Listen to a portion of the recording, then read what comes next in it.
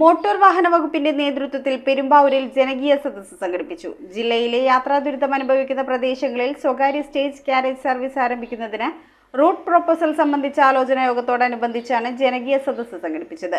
Perumbavoor MLA Eldhose Kunnappilly യോഗത്തിൽ അധ്യക്ഷത വഹിച്ചു.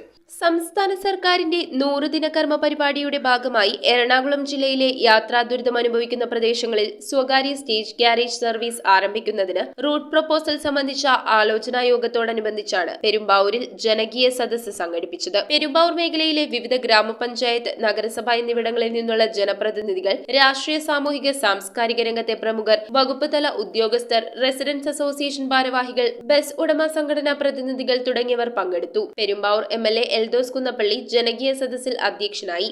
ഒരിക്കലും ഗവൺമെന്റിന് തന്നെ ഇനി ഒന്നും ചെയ്യാൻ കഴിയില്ല. ഗവൺമെന്റ് എല്ലാം ചെയ്തു തന്നെ എന്ന വാശി നമ്മൾ പിടിക്കരുത്.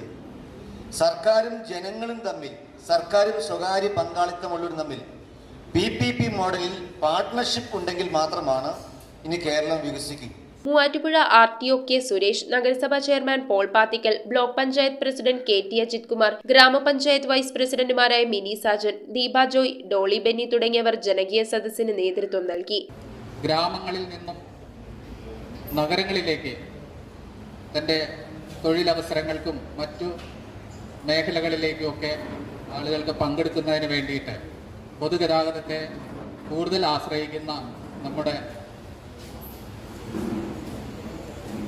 സാധാരണ ജനങ്ങൾക്ക് വേണ്ടിയിട്ടാണ് ഈ പദ്ധതി തന്നെ ആവിഷ്കരിച്ചിട്ടുള്ളത്. News bureau, Perumbavoor.